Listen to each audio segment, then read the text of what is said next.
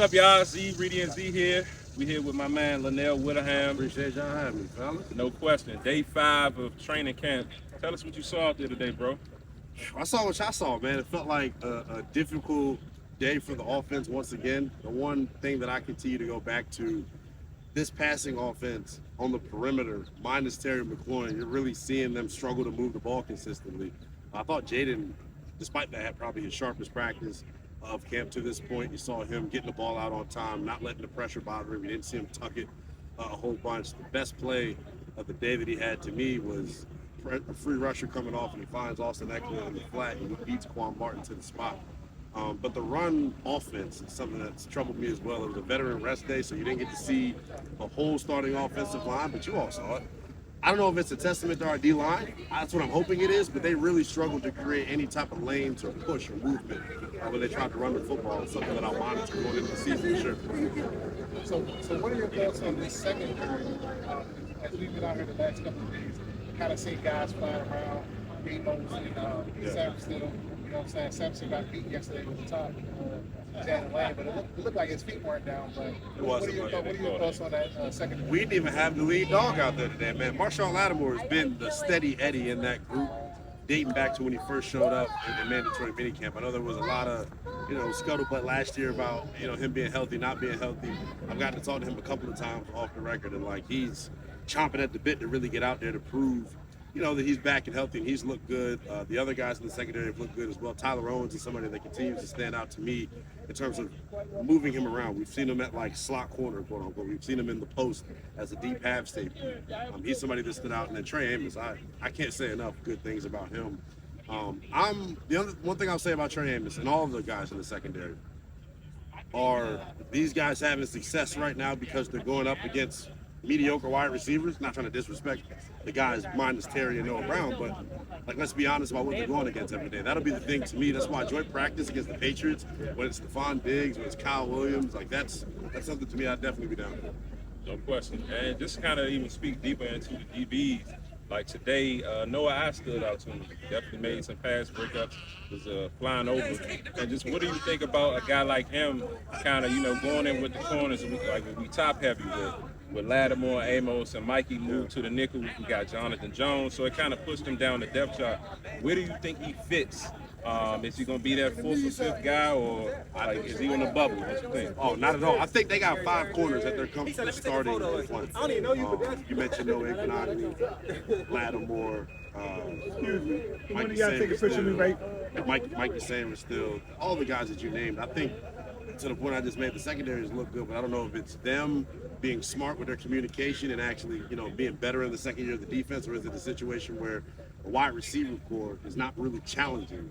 So that's something that I'll continue to look at. But Noah, to your point, this is a guy that started almost all 17 for us last year. So I expect nothing less from him. He's been awesome all camp, and somebody that I know will make this team for sure. No question. So with that being said, the back end of the wide receiver core, what are your thoughts on, that depth, after we get past, either, Noah Brown at number 3 wide receiver. Just what are you looking at? With Michael Gallup, what is he looking like? So you're looking at, let's just assume Terry's here, right? Terry, Debo, Noah Brown, the people that we know will be here. Luke McCaffrey has to step up. KJ Osborne is somebody to me that I feel like is a professional of the group and gives you something that you don't have, right? What's the one thing that you all have saw in the last 2 days? A bunch of drop contested catches. And that's what Terry McLaurin specializes in. I think KJ Osborne's been really good in that area of his game. Luke McCaffrey's been up and down. Like today, I know you all saw the ball that went through his hands. Amos is in good coverage, but if you're a starting wide receiver in this league, you gotta make that play. Okay. I say it all the time, jokingly to people on the radio, man. Buddy Baker and Terry being out here, this is negotiating tactic 101. You're getting to see it firsthand why you need to pay Terry McLaurin, because you don't really have a bunch of other legitimate threats on the perimeter outside of it. So. Yeah, definitely. And we know how important Terry is and whatnot. What do you think, for you, because not only do we cover the team, but we're fans at the end of the day, too. What did it mean for you to see Terry in the building yesterday? He's smart, tired of getting fined $50,000 a day. I don't look at it as much more than that.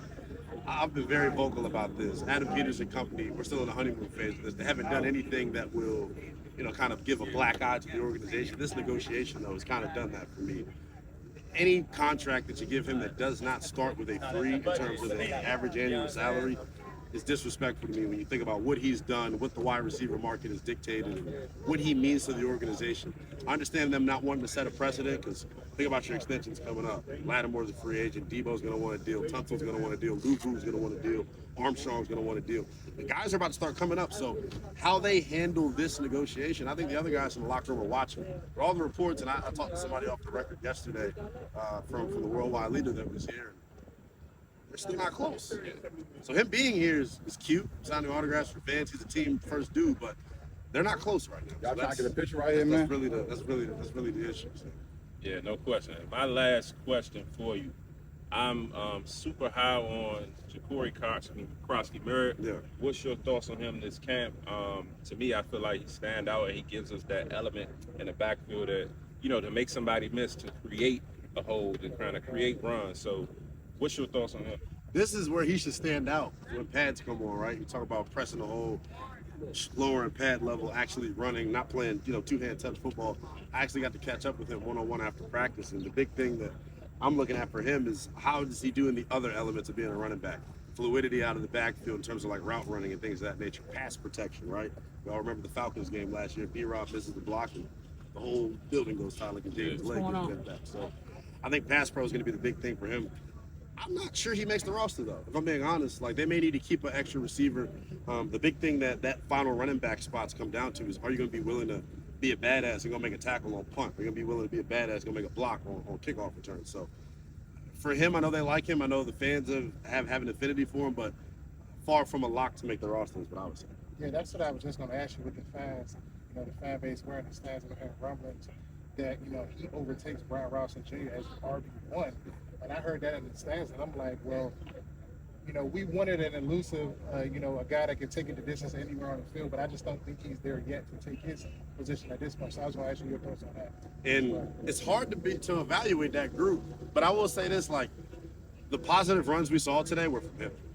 Like, the runs that kind of popped a little bit was from him. I know we all remember that play where he comes out of a scrum and him and Tyler Owens meet. Like, that's the type of thing that he gives you. You saw him press the hole and make a good jump cut. I think the joint practices for him are going to be huge. Like him and the other safeties too, like Tyler Owens and Jeremy Reeves and Percy Butler, Will Harris. I already think we know what Will Harris is, but like seeing them in that setting where you're really getting to click against another team is like huge too, especially with running backs and safeties. That's all I got, Lynnell. As always, man. I appreciate that. Always love, bro. Appreciate Always. you.